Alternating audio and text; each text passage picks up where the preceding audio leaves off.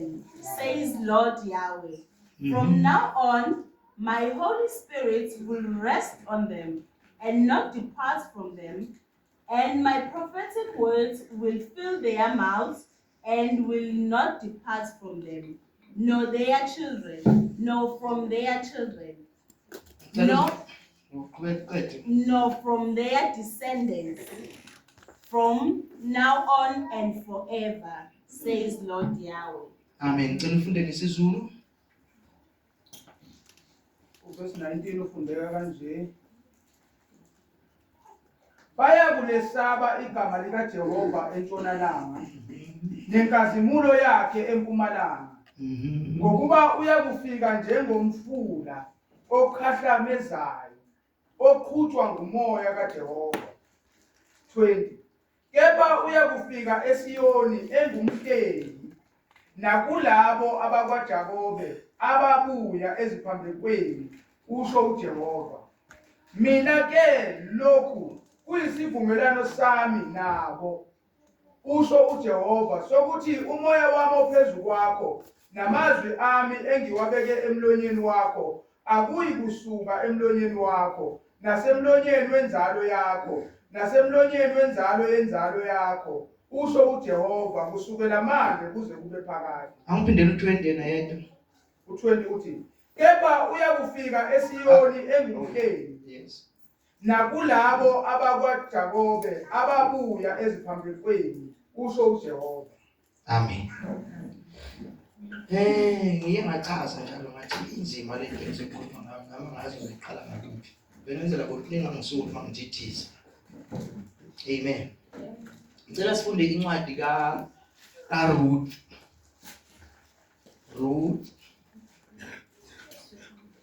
Ruth chapter. Bomthetho bekufanele ngabe siyifunda yonke. Kodwa ngenxa ke yesikhathi sizofunda nje chapter 4. Kodwa yona sizoyixoxa yonke. Amen. Hallelujah. Yiko ngithi kunzima ukuthi yabona uma uzokhuluma ngencwadi yonke. Kodwa manje ungazi ukuthi ibase yakho uzoba yiphi, yabo. Angithi mangabe uzokhuluma mhlawumbe ushumayela noma uzokhuluma ngento ethize. Uyifunda yonke indaba uyazi. Wazi ukuthi kuthiwani kule ndaba. Amen. Kodwa bese bakhona iverse lilodwa elixoxa yonke le ndaba lithi, yabona, ongakhela phezulu kwayo. So ngenxa yokonga isikhathi ke bese ungasakufundi konke, uthathe nje leli verse ngoba leli verse ligoqa yonke le indikimba yendaba, yabona, bese ukhulumela phezulu kwayo. Amen. Hallelujah. So ke yiko ngithi ke la sizofunda ichapter nje yonke encwadini kaRuth. Ngicela siye masinyane sizama nokonga isikhathi.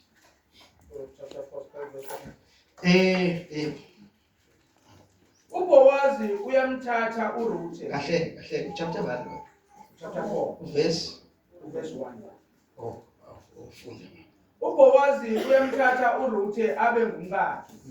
uBowazi wenyukela esangweni wahlala phansi khona. Bheka umhlengi akhuluma ngaye uBowazi. Wadlula wathi kuye, wena sibani, phambuka uhlale lapha. Waphambuka wahlala phansi. Wathatha amadoda 10 kuwo amalunga omuzi. Wathi hlala phansi lapha, ahlala. Wayesethi kuye, umhlengi uNawomi ubuyile ezweni lakaMowabi. Uyathengisa. Uphinde lapho. Hlehle ngeverse elilodwa. Wathatha amadoda 10 kuwo amalunga omuzi. Wathi hlalani phansi lapha, ahlala. Wayesethi kuye, umhlengi uNawomi obuyile ezweni lakaMowabi uyathengisa ngesiqephu sezwe esasingesika Elimeleki. 4. Bengithi ngiyakukwambulela kuwe, ngithi lithenge phambi kwabahleziyo lapha naphambi kwamalunga abantu bakithi. Uma ulithenga lihlenge, kepha uma ungalithengi ngitshele ukuba ngazi ukuthi akakho lihlenga ngaphandle kwakho, mina ngisemuva kwakho. Wayesethi, ngiyakulihlenga. 5. Wathi uBowazi msukwana elithenga izwe esandleni sikaNaomi, ulithenga ngakhona ukuhlehla nomvisa amabili. Mangithetha amavesi amabili ngala ku3. Angazi ukuba Wayesethi kuye umhlengi uNaomi obuyile ezweni lakaMowabi, uyathengisa ngesiqephu sezwe esasingesika Emeleki. U4 besethi, bengithi ngiyakwambulela kuwe, ngithi lithenge phambi kwabahleziyo lapha naphambi kwamalunga abantu bakithi. Uma ulithenga lihlele, kepha uma ungalithengi ngitshele ukuba ngazi, ngokuba akakho ongalihlenga ngaphandle kwakho, mina ngisemva kwakho. Wayesethi, ngiyakulihlenga. 5. Wathi uBowazi msukwana ulithenga. nakho vela ngidide kakhulu njengoba ngikulo ngokuphindisa. Awuphinde 4. U4 uthi, bengithi ngiyakwambulela kuwe, ngithi lithenge phambi kwabahleziyo lapha naphambi kwamalunga abantu bakithi. Uma ulithenga lihlele, kepha uma ungalithengi ngitshele ukuba ngazi, ngokuba akakho ongalihlenga ngaphandle kwakho, mina ngisemuva kwakho. Wayesethi, ngiyakulihlenga. U5. Wathi uBowazi msukwana ulithenga izwe esandleni sikaNaomi, ulithenga nakuRuthi wakwaMowabi umkamufi, ukuba ulivuse igama lofileyo efeni lakhe. Umhlengi wathi, anginakuzihlengela lona, funa ngone ifa lami, zihlengele wena, ngokuba anginakukuhlenga. Lokhu kwakunje ngokuhlenga nokwenana endulo kwa-Israyeli, ukuba kuqiniswe izindaba zonke. Umuntu wakhumula isicathulo sakhe wasinika umakhelwane wakhe. Lokho kwakungubufakazi kwa-Israyeli. Umhlengi wayesethi kuBowazi, zithengele, wakhumula isicathulo sakhe. uBowazi wayesethi kumalunga nakubantu bonke, ningofakazi namuhla ukuthi ngithengile konke okwakungokuka Elimeleki, nakho konke okwakungokuka Kiliyoni nokuka Mahaloni esandleni sikaNaomi, noRuthi wakwaMowabi umka Mahaloni, ngimthengile abe ngumkami ukuvusa igama lofileyo efeni lakhe, ukuba igama lofileyo linganqunywa phakathi kwabafowabo nasesangweni lendawo yakhe. Nina ningofakazi namuhla. Kahle usukuvesi ba. Verse 10. Verse 10. Usesemuva azivele siye esiqini. Azivele siye. Bengithi uzogcina ekugcineni, but ngiyabona ukuthi uhamba isikhathi. Amen. Amen. Hallelujah. Amen. Malibonga igama lenkosi. Lapha bazalwane sifunda incwadi kaRuth. Ibhalwe lapha yabizwa ngoRuth. Amen. Amen.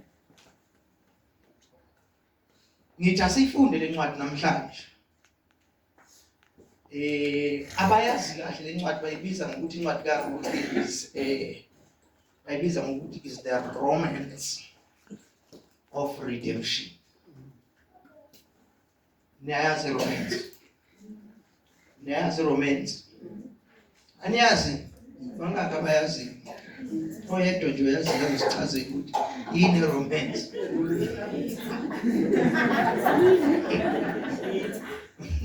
Ubani usichaze? Oyedwa usichaze ukuthi yini romance. Hayi baba zona nama ngiyazi ngoba ngidependekile. Ngoba ngicela nje vele ngiyazi ukuthi bakhona abaziyo. Nethi sebezosaba usekusuke kwahleli.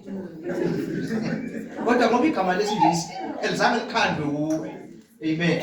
Igama lesingisi mawulazi nawe walifunda ku dictionary waqonda ngendlela oqonda ngalo ngeke usabe ukuchaza into nawe wayizichazo. Yabona? Amen. Okay, asiliyekeni ke singalichazi. Kodwa bekuzosisiza kube besilichazile. Amen. But what God is the romance of redemption. Amen. Now, what is redemption? Redemption is to buy back. Is to buy back. Ukuthenga into akadinge yakho ngokuhlupheka okuthize waze wabambisa ngayo yasiyathathwa ke yaba omunye umuntu. Amen. But uma usuyihlenga uyayithenga. Amen. Uyithenga back kuwe. Amen. But ke leyo i-redemption. Amen. Hallelujah. Hallelujah. So la ke njengoba ngithi bathi incwadi kaRuth is the romance of redemption. Amen. Angithi niyazi ukuthi konke ngithi mina konke esikhuluma ngako namhlanje njengamaKristu, esikhuluma ngako namhlanje njengebandla, esishaya isifuba ngako, sibonga ngako lezo bazalwane. Kahle hle esibonga ngakho ukuthi kungamalungelo ethu ekholweni lezo bazalwane. Kungamalungelo ethu kuphi? Ekholweni esiwathola ngenxa kaKristu Jesu ngibazalwane. Esiwathola ngenxa kaKristu Jesu. Sungacabanga ukuthi uma sikhuluma ngawo wonke amalungelo ethu esinawo. Amen. Yonke into esinayo yonke nje into esinayo esithole ngenxa yevangeli lezo bazalwane. Esithole ngenxa yevangeli. Yonke into yiyo ngenxa yevangeli. Unayo because of redemption. Unayo because you were redeemed. Hallelujah. Ngoba uhlengiwe. Amen. Unayo ngoba uhlengiwe. Amen. Hallelujah. Wisidalwe esisha nje because wenzenjani? Uhlengiwe. The old is gone and the new has come. Ngoba wenzenjani? Uhlengiwe. Amen. Uyindlalifa kaNkulunkulu namhlanje lezo bazalwane. Uyindlalifa kaNkulunkulu because uhlengiwe. Amen. Konke siko ukulunga kaNkulunkulu. Amen. Because wenzenjani? Uhlengiwe. Konke sinakho because sinzenjani? Sithengiwe. Senzenjani bazalwane? Sithengiwe. And iBhayibheli lithi asithengwanga ngesiliva negolide kodwa sithengwe ngenani elinqabile. Okungukuthi igazi laJesu. Amen. Hallelujah. Hallelujah. Yonke into esithokozelayo esi-enjoyayo singamakholwa sinayo ngaphandle kokuhlengwa. Sizosizini nje siwusizi lo lezo bazalwane. Amen. Hallelujah. La ke kunomama nobaba kule ndaba okukhulunywa ngayo. Lo mama nalo baba, umama uNaomi, ubaba Elimeleki. Basuka kwa Israel elifuthi so. Ngenxa yokuthi kwakunendlala. Amen. Basuka bahamba baya kwelinye izwe. Mabefika lapha lo baba unamadodana amabili. Ahona sazi nobani amanye umuntu. So kuyisiwabona indaba yamagama. Njengamanje sikhe emagameni sikubo. Amen. Bazalwa lo mama nalo baba. Sahamba isikhathi washona lo baba. Abantu awuse ngiyixoxa manje ukuze uunderstand ukuthi sizoba sesilapha yisuka. Amen. So ke washona lo baba. Mayishonile lo baba wasala yedwa lo mama namadodana akhe ayisegaliwe lamadodana. Wasala namakhosikazi akhe namadodana akhe. Bahamba shona amadodana omabili. Wasala umakoti. Sekusela abantu abathathu manje. Amen. Shona abantu abangaki? Abathathu. Amen. Kusela abathathu manje. Njengoba besele bebathathu nje kusela umama nabalokazana bakhe umakoti bakwakhe. Amen. Amen. So into esizwayo ngalabo makoti bakwakhe babevela kwaMoab. Amen. Babevela kwabani? KwaMoab. KwaMoab ke isizwe esirelated kusizwe sakwa Israel. Amen. Ba related kanjani na? Bahlobene kanjani na? Bahlobene ngokuthi lesi sizwe nasizoba khona sakaMoab zimbili lezizwe esinye sokuyisibheke. Masizoba khona isizwe niyakhumbula uNkulunkulu eyokhipha uLot eyomkhipha eSodom neGomora. Amen. Niyakhumbula ngithi? Hallelujah. So ke mayemkhipha lapho umkakhe kuthiwa waphinda kwisidumbu kaSawuli ayindakhumbula. Aphuma ke aphuma ke manje.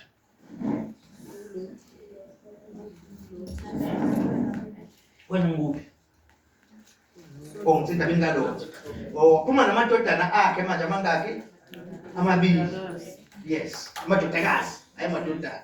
Yayisithi lena indodakazi endala ngathi kwakungekho bantu besilisa la babekhona. Asithi uyabona manje akunamadoda la. Bagaya utshwala bathi asiphuzise ubaba.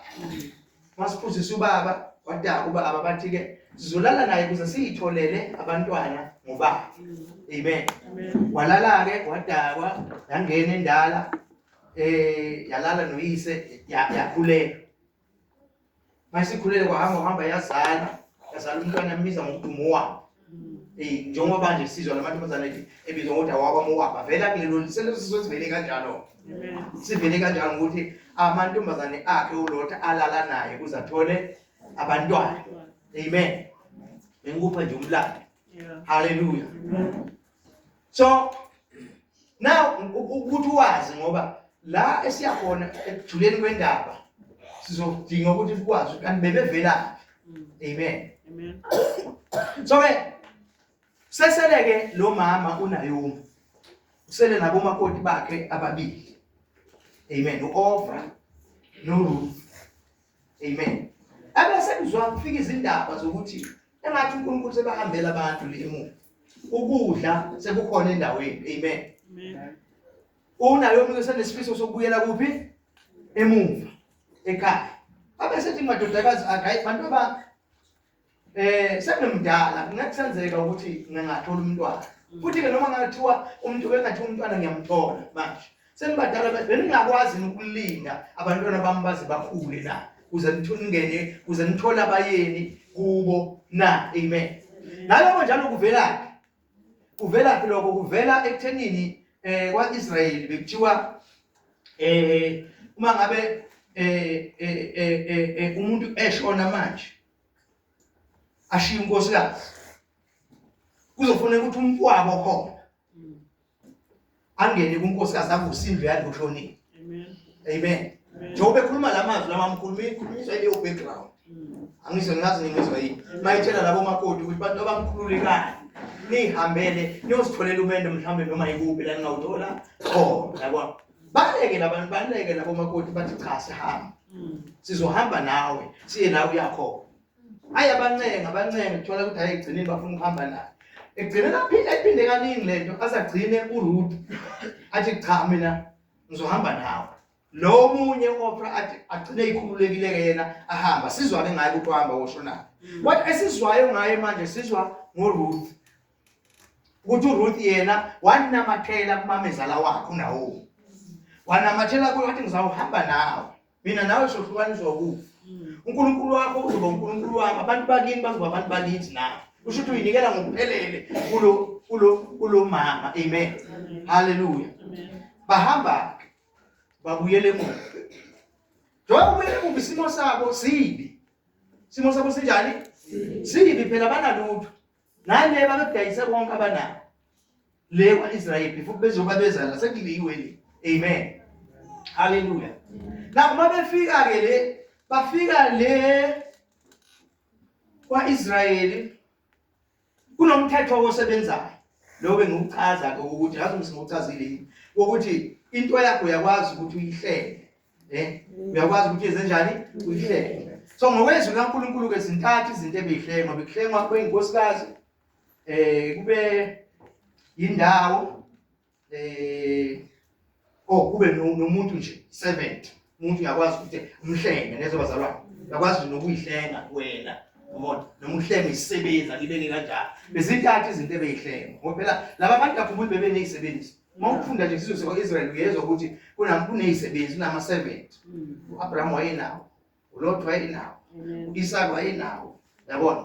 So Uyakwazi ukuthi nawe uma uhluphekileke wazi wadayisa ngezinto zakho, wadayisa ngefa lakho, nawe uqobo wadayisa ngawe, waba isigcila komunye umuntu. Makufika ithuba lokuthi uhlenge. Amen.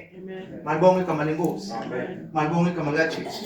Now, indaba yokuhlenga ke ngokwezwi likaNkulunkulu. Lento sizoyibuka la sifunda khona. Bekunemithetho yokuhlenga.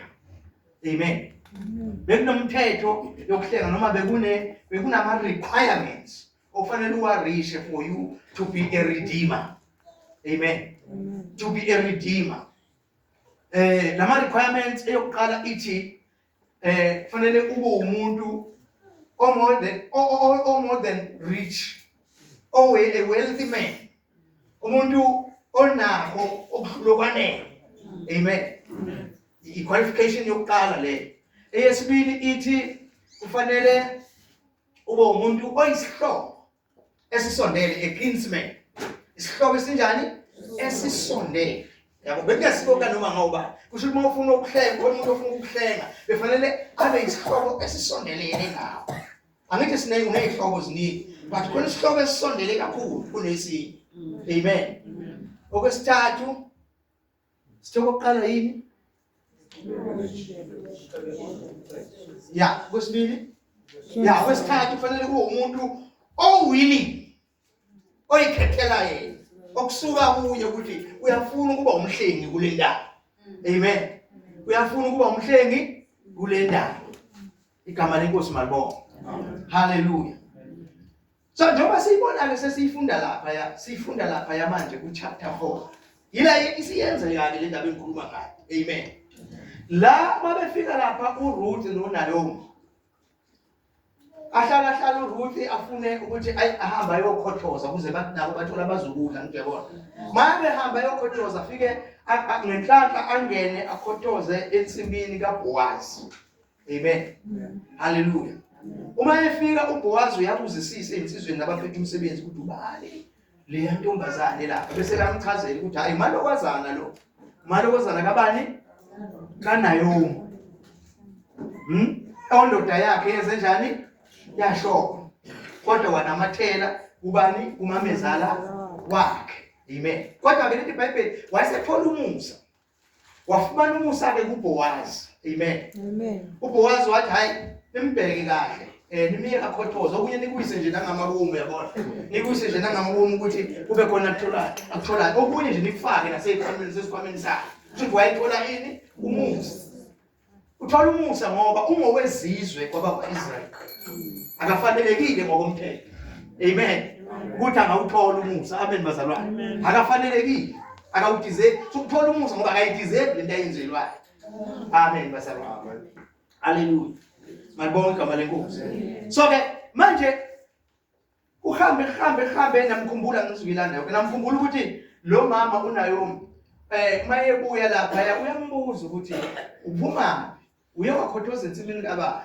Uhambe kanjani mntanami? Kwenza kwase kuba nama advice amnikeza wona. Amen. Kwase kuba nama advice amnikeza wona. Enye ama advice nje amnikeza yona ukuthi ke masuhamba ke bohamba nje ulale enyaweni zikaBoaz yabona. Yabona. Ayizwakali kahle ngoba lo mama ungathiwa awudayisa ngengane yakhe uma uyizwa nje ixoxa ukuthi hawo yabona. Kanti lo mama wayazi ukuthi ngahle kutholakala ithuba lokuthi njani kuhlengwe konke okwakungokamyeni wakhe. Amen. Amen. Ngenhlanhla afumana umusa kuBoaz athola umusa. Izinto nje zonke nje zenzelelwe yabona. Ngiyanqamulela manje. Izinto zonke zenzelelwe kuze kufinyelele la khona uBoaz efuna ukuthatha isinqumo sokuthi no, kumele ngimhlenge. Fanele ngihlenge ifa likaAlimeleki. But uma ngihlenge ifa likaAlimeleki, mangihlenga fanele ngihlenge noRuth. Yabo. La sifunda khona ku chapter 4. Sekubizwa amadoda ayishumi. Ngoba sekuyaqala iyenzeka le ndaba yokwenza njani? Yokuhlenga. Azoba wofakazi. But uBoaz uyazi ukuthi kunesinye isihlobo esisondele kakhulu kuNaomi noma kuAlimeleki. Ukunaye, yabona? Ngoba ukwazi ukuvela ungene nje. Useyababiza ke abantu uyena umhlengi ofanele ngabe wenza lo msebenzi. Ofanele ngabe wenza lo msebenzi. anikele kuya kethi-ke wena ungumhlengi uzokumhlenga yini uNaomi noma uAlimeleki uma ngikhuluma ngabo ngobashadini angibathinte kwabili emakhathazini uzomhlenga yini yabona aqala avume lo ubone isikhathi kuphindisela kaningi avuma athi ngizomhlenga ngabe sethi lo uma umhlenga uhlenge noRuth yabona uRuth ke siyakhumbula ukuthi uRuth sichazile ukuthi ubuya kuphi noma beyisihloko sakwaIsrayeli ngoLot phakathi kaNgolot noAbraham amen but siyazi ukuthi ungowezizwe amen haleluya akasiwe isizwe sakwaIsrayeli baba ngethu umhlobo kukhona kodwa akasiwe isizwe sakwaIsrayeli ngoba abayisizwe sakwaIsrayeli ababuya kuJakobe owashintsha igama waba uIsrayeli angazi mana ngizwe libazalwane haleluya haleluya now mayisezwe le ndaba ukuthi kufanele ahlenge nalo ngokuthi abenze unkosikazi wakhe abesethi cha uzobona ifa lami ngeke ngikwenze lokho ngoba uzobona ini ifa lami yabona so angabi nawo umusa kuye lo athi cha ngeke ngimhlenge ngoba uzobona ifa lami nakhona ukwenza lokho ngoba uvikela umthetho kaNkulunkulu amen uNkulunkulu ayekade banikeze wona amen ukuthi phela kwaIsrael babengenzi noma yini ngoba umthetho wobabopha neza bazalwane umthetho obeze njani owubabopha noma umthetho ofuna izinto ezinhle but owubabopha abantu igama lenkosi malibonga na ukuze siyiboneke lento ukuthi mayethi lo uzolona ifa lami isukaphi ake sifunde ku Deuteronomy chapter 23 verse 3 and 4 mhlawumbe noma singaqala ku verse 1 nje masinyane ufuna ufunde silalele bazalwane le ndaba ngoba ngikhuluma ngayo ngizochaza egcineni ukuthi why balulekile ukuthi ngikhulume ngayo singenaphi thina lapha amen haleluya manje uyinika isikhathi sokuthi wena wenze njani ulalele amen kuzokunikeza ukuthi uzazi ukuthi wena ubuyaphi ukuphi ufike kanjani amen ufike kanjani haleluya Deuteronomy chapter 23 verse 1 to 4 akatholakala uDeuteronomy ncwadi yesihlanu eBhayibhelini masuke eqaleni ilandela uNumeri elandelwa uLeviticus Leviticus elandela Exodus elandela iGenesis amen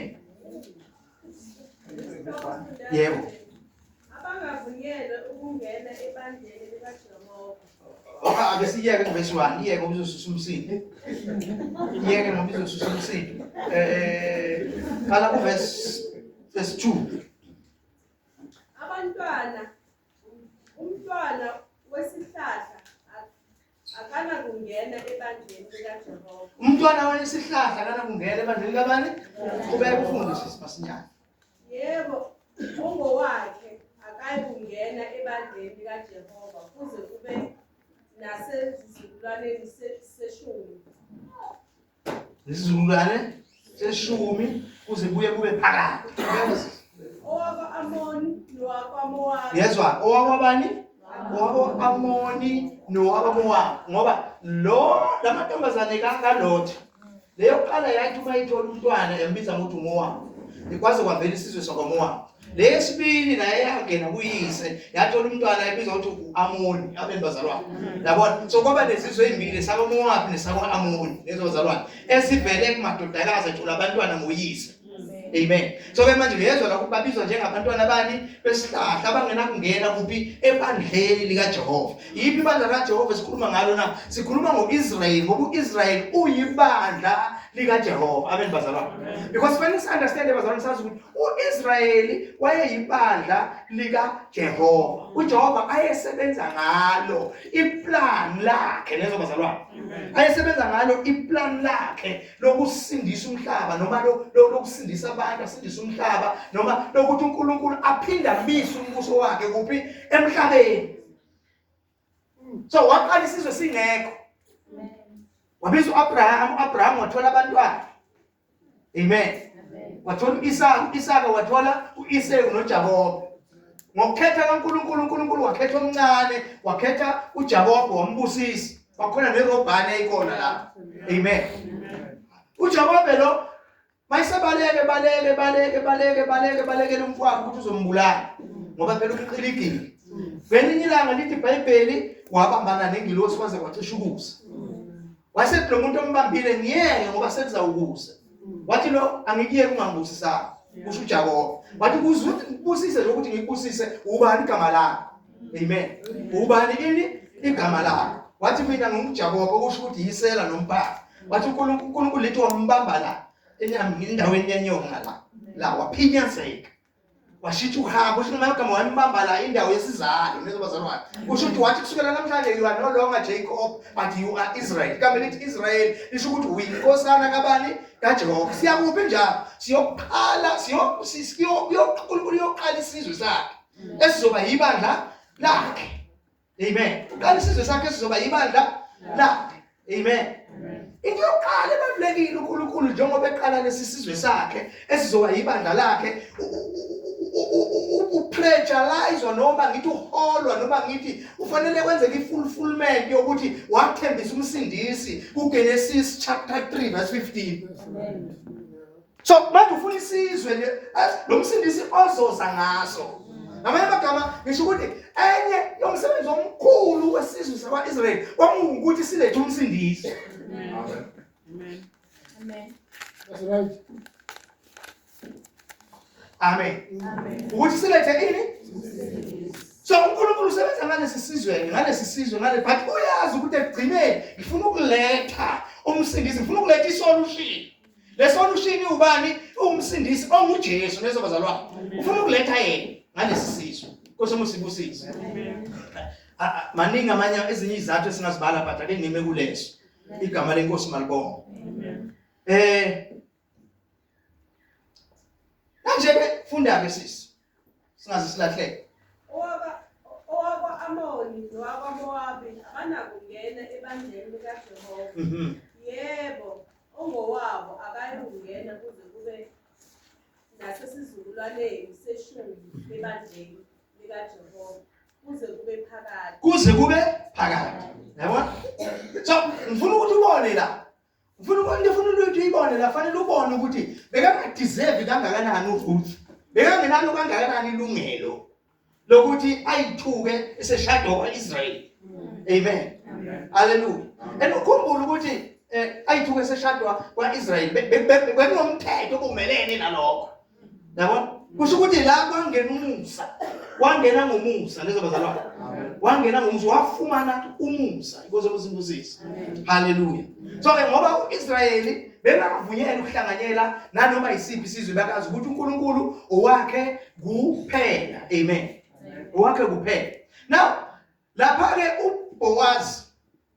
uBoaz usebuza umhlengi ke ubiza nabantu abayishumi bazoba ofakazi. Uthi esenjalo kungena umhlengi abasethi wena umhlengi osondele. Yabo umhlengi osondele kumsebenzi wakho kuyilungelo lakho ukuthi ungamhlenga uElimeleki noma uNaomi.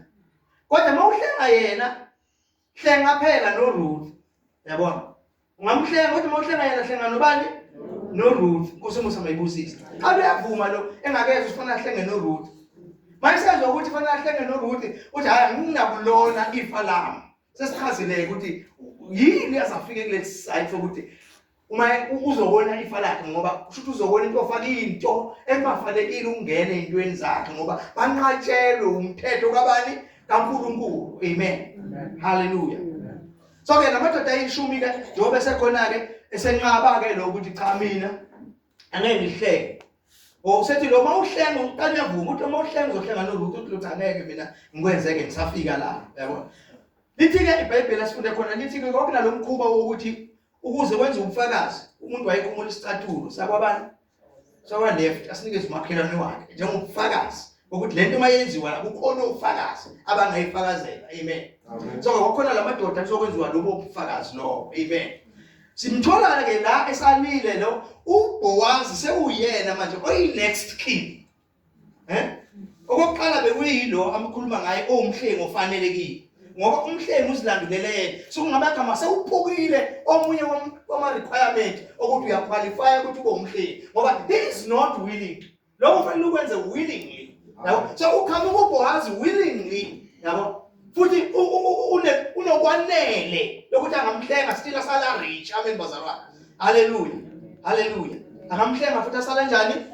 A-rich. Nkosi umusema ibusisi.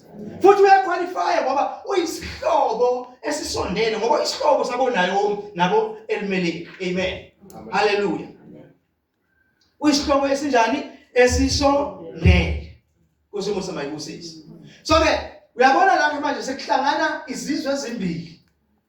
NgokukaNkulunkulu hlangana izinto ezimbili ngokukaNkulunkulu ngomthetho wakwaIsrayeli esingenamvumo yokuthi ngenze njani zingahlangana. Kodwa ngenxa yobuhlengi ingakho ngathi ngelinye ilanga uNkulunkulu mayebala akabali njengabantu. Thina masibala sithi 1 + 1 kwenza 2. Kodwa uNkulunkulu wahlanganisa abezizwe, ebahlanganisa noIsrayeli. Lezo bazalwane wasekhipha u1. Instead of 2 wakhipha bani? U1. Amen bazalwane. So le ndaba le imele uJesu bazalwane. Engumhlengi lezo bazalwane. Engumhlengi. Kuthina namhlanje sitholakala sesisebandleni. Njengoba sitholakala sesibandleni, ibandla wonke isizwe ngomesiwe kwaIsrayeli. Ungowesizwe. Amen. Ungowesizwe. So uJesu noma esihlenga, usihlengile nathi enama qualifications onke okusihlenga lezo bazalwane. Lezo bazalwane. Unenani urich ngokwanele ngegazi lakhe lezo bazalwane. There is no price ongayibhadala edlula igazi likaJesu. Tukuthenga abantu. Amen bazalwane.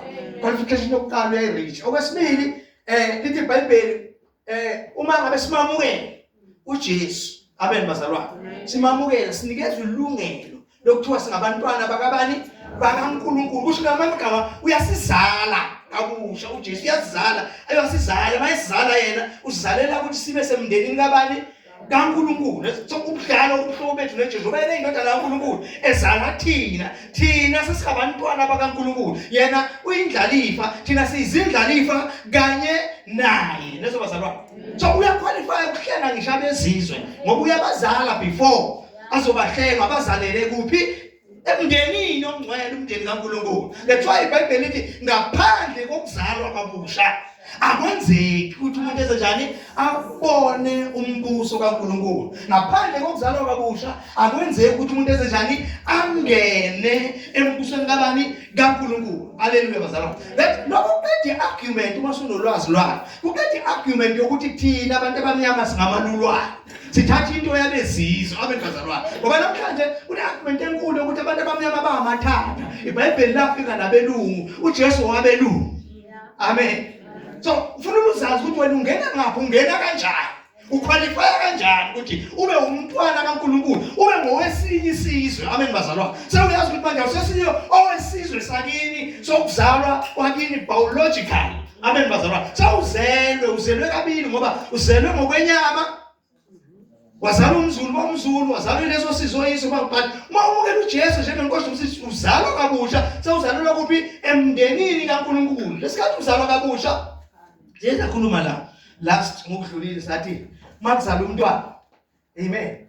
iBhayibheli lithi bathatha abafakazayo. Amen. Lithi bathatha abafakazayo. Lithi abantu uma bezofuna ukuqinisa into. Amen. Noma usebenza ngabofakazi. Noma ngithi uma umuntu eseqhayisini noma eseqaleni indaba yakhe imunywa ngofakazi. Amen.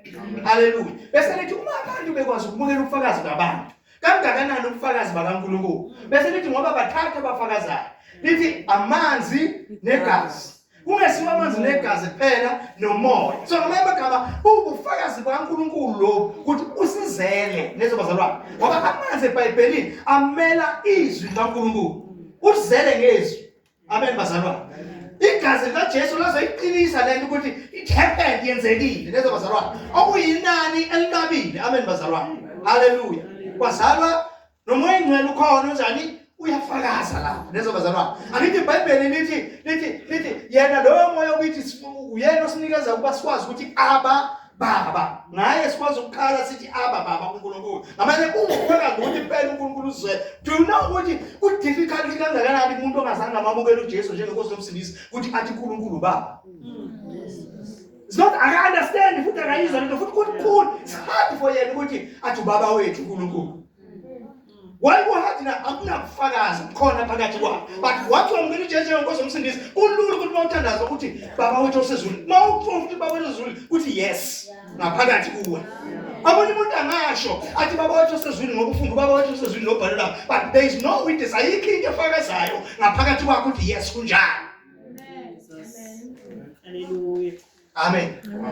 That's why awukwazi ukukhuluma nomuntu ukhuluma ngeindaba kaNkulunkulu angamamukelanga uJesu uzoba nenkingi. Amen. Ngoba kuzoba ne-argument engeke iphele ngoba akasiqonda akasi-understand lezi zinto ngoba akho kufakaza lento eyikhulumayo eyizwi kaNkulunkulu ephakathi umoya kaNkulunkulu ophakathi kuye efakazayo noma umoya wakhe ofakaza ngoba awazani noNkulunkulu. Uzoba nenkingi that's why kunzima nje uku-agree nomuntu. Abantu bafuna ukukhuluma nomuntu ngendaba zikaNkulunkulu. Into yokuqala ebalulekile ukuthi mlidele kuJesu kuqala. Amen. From there mawuqala ukukhuluma naye yonke into bawukhuluma kuzo.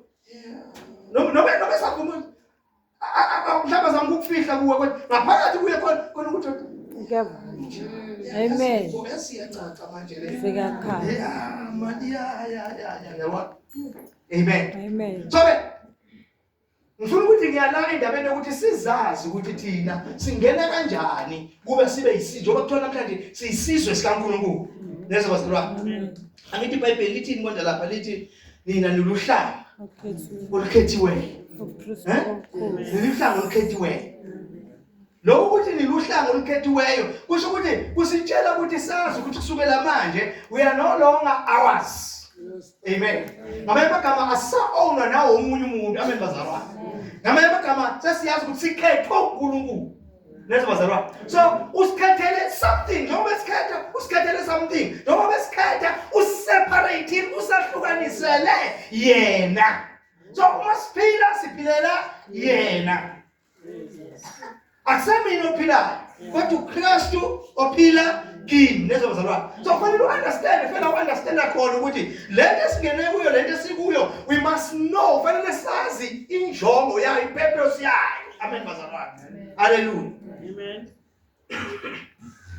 Singakungabi nje ukuthi siyasonda kodwa sazi ukuthi uNkulunkulu unenjongo ngathi njengoba ethe siluhlanga onjani olukhethiweyo. Yini injongo yakhe na? Ukuthi sibe ubupriest bakhe. Amen. Ubupriest bakhe, lobupriest bakhe ibona ukwazi ukumisa ubukhosi bukaNkulunkulu bubonakala emhlabeni. Amen bazalwane. Noma mhlawumbe kuze ngikhulumekeni ngithi asikho isizwe singena bupriest. But umbuzo ukuthi ubupriest esinabo ubupriest obuvunywa uNkulunkulu yini leso sizwe naleso sizwe. Thina sinobupriest nobupriest bazalwane obumiswe noma obuvunywa uNkulunkulu esenziwe nguye. Amen bazalwane. Kuthi siba abapriest bakhe. Amen bazalwane. Abapriest ke ilabantu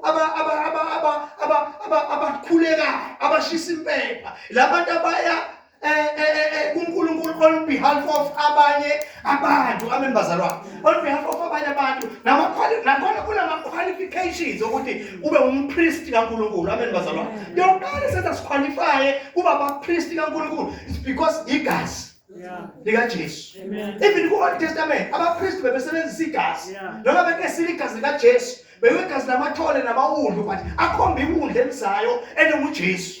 Amen. Akhonza iwundlu elizayo elubani elinguJesu. Ingakho kuthiwa konke lento lapha ku Old Testament isithunzi salokhu okuyireality okuzayo. Ngoba yonke into beyikhona ku Old Testament beyikhomba uJesu, beyisho ukuthize ngoJesu. Amen bazalwane. Amen. Hallelujah. Amen. Ingakho uJesu mayefika uthi uJesu angizanga mina ukuzochitha umthetho nabaprofeti. Amen. Angizange ukuchitha ini umthetho nabaprofeti kodwa ngikhonela ukuthi lokho kufunwa umthetho nabaprofeti ufulfilleke kimi. Akufani nanoba abantu besho bethi washo noJesu ukuthi ngazange ngizochitha amasiko. Cha, kakhuluma ngamasiko. Umthetho nabaprofeti. Makhuluma ngomthetho nabaprofeti, umthetho 5 books zokuqala eBhayibhelini. Amen bazalwane. Yize iphethe umthetho. Amen. Amen. Yize iphethe umthetho. Besithola nabaprofeti khuluma ngeencwadi zeyiprofeto zonke izinto zayiprofetwa ngoJesu ozayo. Zasingaprofeti anything else. Amen. Kodwa sasikhuluma ngobani? ngoJesu. ngoJesu nalokho yena uJesu azokuletha emhlabeni. naloko yena azokwenza njani ngoba another second reason yokuthi uJesu abe khona wayizele ukuthi kuzoba khona ibandla azozala ibandla. Amen. Hallelujah. Isizwe se-Israel sikhona ukuthi silethe umsindisi. But yena unomsebenzi omkhulu wokuthi azoletha ibandla elizomela noma represente umbuso kaNkulunkulu la emhlabeni. Yingakho ngelinye ilanga makufika amaGriki eJerusalem kunomkhosi. Labantu basuka edeni ngoba bayaluzwakela udumo lukaJesu. Bafuna ukumbona ukuthi lo muntu odume kangaka, lo muntu owenza izinto ezinkulu kangaka. Babefika injongo yabo eyodwa ukuthi sicela ukubona uJesu. Amen. Sicela ukubona uJesu. Uma bemthatha besuka abafundi beya kuJesu ukuthi kunabantu la bavele eGreece bathi bacela ukubona ukuthi uJesu inkinga phela leyo. Bazosuka abantu from very far eGreece beze la esikhona eJerusalem ngoba mina Jesu ngitholakala endaweni eyodwa ngesikhathi esisodwa. Bathi kungilungele ukuthi njengenhlamvu ngife ngoba mangifa mangivuka ngizovuka nabaningi. Wayeprofeta ngebandla lapho. No. Kufanele ukuthi ngiyife ngoba mangivuka kuzoqala ibandla nezomzalwane. Kuzoqala ibandla lenzenjani elimele abantu ukusizakala kwabantu elimele umbuso kaNkulunkulu. Lapho la khona umzalwane kahle kufanele kube nezixazululo abezalwane. In fact la khona umzalwane bayayazi mandate yakhe, ewazi umsebenzi wakhe. Umsebenzi wakhe ukuthi angalala umlindi avuke ebusuku akhulekele istress akuba akhulekele yonke into ekhona kubo amelana nazo zonke izinto ezikhona ezirong azishaye emoyeni abezalwane azishaye emthandazweni. Amen. Umsebenzi wakhe loyo. Akusinto esiyenza nje ngoba sithi sasathatha kwemandate yethu ukuthi siyenze. Kodwa abantu abathandazela nje ukuthi hayi ngiyathandaza uNkulunkulu but akazi ukuthi umiswe ukuthi athandazele izimo zonke esingekho right endaweni. Amen. Esikhona ezinhle okwakho ukuthi uNkulunkulu usipronounce more uzibonge uNkulunkulu. Ngoba before uzoshintsha indawo fanele kushintshe izwe likamoya. Wena mawuthandaza ushintsha izwe likabani? Likamoya. Then mase kushintsha izwe likamoya kuzomanifesta ezweni lenyama ukuthi ongabani umbuso manje ongenile la. Amen. Angazi masizwana. Amen. Hallelujah. Amen. Now uJesu ungumhlengi wethu. Hallelujah. Amen. Ekusihlangeni kwakho usenzela izinto eziningi. Oqala nje ukuthi sithiwe singabantwana bakaNkulunkulu. Futhi siyibo. Jesus. Bese lithi ubani unqoba izwe bangesiyozelo uNkulunkulu na. Konke okuzelo uNkulunkulu kwenza njani? Kuyalinqoba izwe. Umsebenzi wethu leso so asikwazi ukuoverlooka izinto zenzeke sikhona singakwazi ukuresponda amen naseyintweni. Amen. Kumele ukuthi sirespond akusiko kwakho ukuthi ziyaguquka ziyashintsha. Uma wenza uNkulunkulu uzokwenza ukuthi akushintshe. Akuguquki. Amen. Amen. So wethu ukuthi asibe nesibindi sokwenza uNkulunkulu la uzokwenza okwakhe. Thina sina we don't have power ukuphilisa, ukusindisa. Amen. Hallelujah. Asinawo kahle kahle siyazazi ukuthi asina. Yabona ngiqonda unomema ekhaya. Bayathandazela umuntu uyazazi ukuthi umuntu nje. But ngenxa yokulalela ngenxa yokulalela yokuthemba izwi kaNkulunkulu ukuthemba uNkulunkulu ukuthi uNkulunkulu mina ngizolalela mangilalelile ngenza njengoba bathi angenze. Uma kwenzeka kuphoxeka mina kuphoxeka yini? Ngoba uyena uthi angenze njani? iBhayibheli lithi uma ngabe nivuma nilalela nizodla okuhle kwezwe. Namhlanje bangabheka kaningi sidlo okubi kwezwe. Because asivumi silalele. Sazi ukuthi uNkulunkulu ubhekele ukuthi njengamaKristu njengebandla senze zonke imvula ezinethayo. Amen bazalwane. Zinetha okholwayo, zinethe nongakholwa. Kaningi imvula ezinethayo imvula zobubi kune imvula zobuhle. Bangabheka namhlanje izinto ezizakalayo kuyafiwa, kunama-drugs, kunayo yonke lezo imvula zokuthi obani abakhuphula umswakamo. Ngoba makuzona izulu akumane line nje kodwa kukhuphuka umswakamo ushisa ilanga lishisa umswakamo ukhuphuke masukhuphukile umswakamo wakhanda amafu lapha amafu mase namanzi amaningi bese imvula iyana. Amen. Agama kusho ukuthini lo? Mangabe sizovumela abantu abangazani noNkulunkulu izangoma nayo yonke lento nezinyanga nayo yonke lento kube yibona aba active kudlula thina. uNkulunkulu izwi likamoya lizophendula mangabe kuthandaza bona gida bona beshisa izinto zabo eshisa yonke imvula ezosinetha ngoba lezinto zenza akukho okuhle ezikulandayo konke okuzokwenzeka umphumela yezinto zakhona embusweni wobumnyama. Amen. Amen. Hallelujah. Amen. Kuthini lokhu na? Kuthini lokhu na? Lokhu kuthi engathi besingavuleka amehlo. Amen. Ngathi besingenze njani? Sivuleke amehlo. Amen. Isibazala njengoba ngumfundisi nje. Angingabi pride yami ukuthi mina ngumfundisi.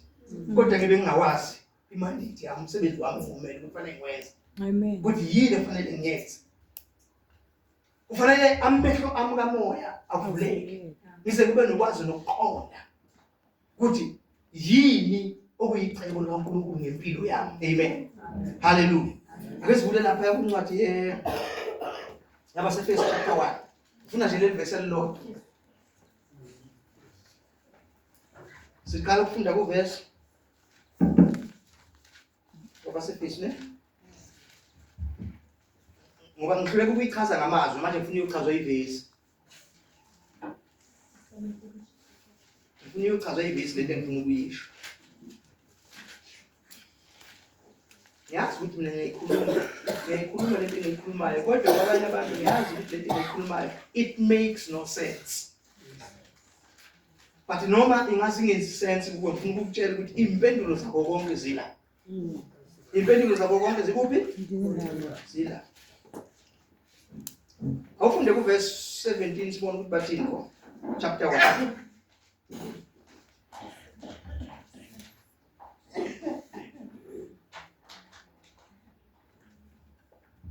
Oh, noma siqale sithi uverse 15 umpostoli Paul la uthi for this reason because I have heard of your faith in the Lord Jesus and your love towards all the saints I do not cease to give thanks for you, remembering you in my prayers. Amen. Verse 17, that the God of our Lord Jesus Christ, the Father of the glory, may give you the spirit of wisdom and revelation in the knowledge of him. 18 again umfuna. Having the eyes of your heart enlightened, that you may know what is the hope to which he has called you. Ukona ngangifundela nje lapha qale 18 kodwa bengithanda ngaleli lami ngoba leli lami simple is understandable. Amen. Ekhanyisiwe amehlo enhliziyo yenu. Uthi kunako konke kodwa bengikufisa ukuthi akhanyiswe amehlo ani Enhliziyo yenu. why funa akhanyiswe amehlo enhliziyo yenu funda Nize nazi okuyithemba lobizo lwakhe. ukuthi okuyisize sazi okuyithemba lobizo asibize ngalo lwakhe usibizile nezabazalwane usibiza nje unethemba ufuna sazi ukuthi funda futhi Ekhanyisiwe amehlo enhliziyo yenu. ya Nize nazi okuyithemba lobizo lwakhe. ya okuyithemba kusho ukuthi unethemba ngalolu bizo lwakhe asibize kunethemba alikho uNkulunkulu unethemba uNkulunkulu makathemba uthemba ukuthi yonke lento afuna ukuyenza yenzeka emhlabeni yonke le system afuna ukuyiletha emhlabeni izophumelela ngalaba kodwa kudingeka ukuthi avulwe amehlo enhliziyo yabo. Amen. Hallelujah. Phinda futhi ufunde bani ngafunda ngesizulu alizwakali ke ngesizulu. Ekhanyisiwe amehlo enhliziyo yenu. Ya Nize nazi okuyithemba lobizo lwakhe. kanti bufunda ngani qale bufunda ngani as it do happen sometimes umuntu akhuluma ngesiZulu it kube English it's just to happen awuyifundeke ngesingisi Ngesingisi. ya ngesingisi ngoba phela uthi buyifunda ngesiZulu ekhanyisiwe amehlo enhliziyo Yiso njalo isingisi leso. Yabona siyafana. Isingisi ba. Ngesingisi sifunanje. Yeah, for this. For this reason, ever since I heard of your faith in the Lord Jesus, Awume nje singajaha. Awume nje singajaha. Nabo ukuthi lo muntu. Usamthandazweni lo muntu. Funda ngesambi kancane. Ever since this reason. for this reason, For this reason, ever since I heard of your faith in the Lord since ngizwile ngokhololweni kuKristu Jesu, right?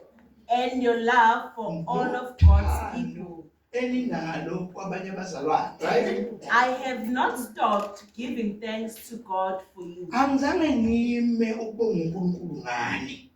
I remember you in my prayers. I remember you in my prayer. Engathi lo muntu lo muntu lo ngathi uzwa lento engizwayo.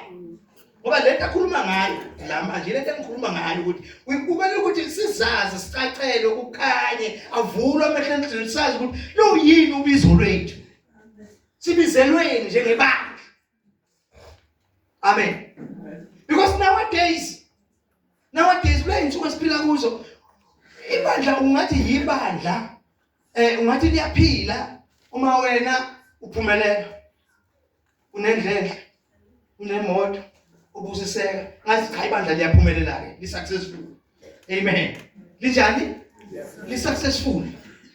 Li successful ngoba wenza izinto esibonisayo ukuthi cha siyenzeka lezi zinto kodwa lezo kuyizona ezilungisa umonakalo. Ezilungisa umonakalo. Amen bazalwane. Asinandaba nazo. Amen. Asinandaba nezilungisa ini umonakalo. Because thina singabantu bokumelana nayo yonke into yomuso kaSathane.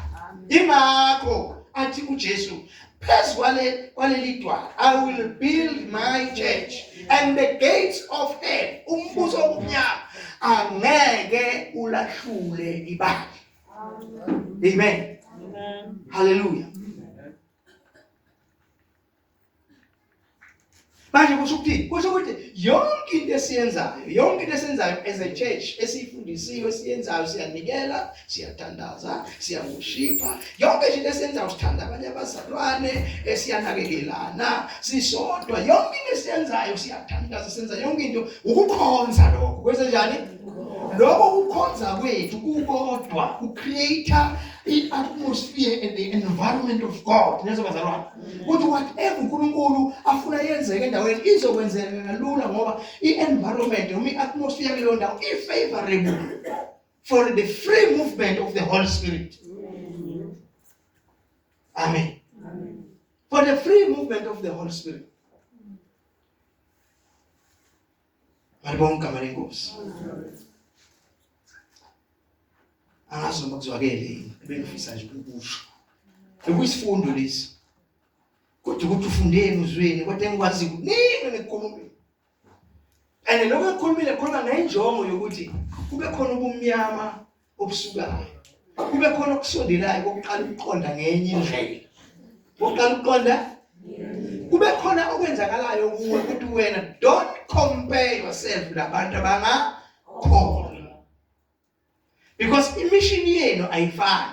Eyaphi imission ukuthi bona base babone lento okuyo abenibazalwane. Base bayibone nabo.